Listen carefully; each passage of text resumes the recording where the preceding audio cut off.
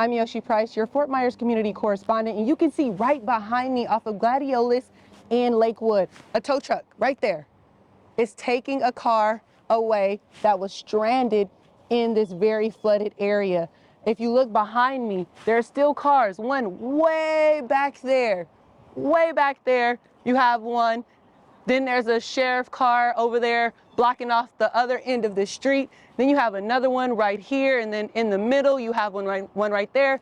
But also I was just speaking to a couple of people that work in this area, and they said that there were multiple cars, almost 12 stuck in this area. But Lee County Sheriffs do have this intersection blocked off. I'm your Fort Myers community correspondent, Miyoshi Price, Fox 4.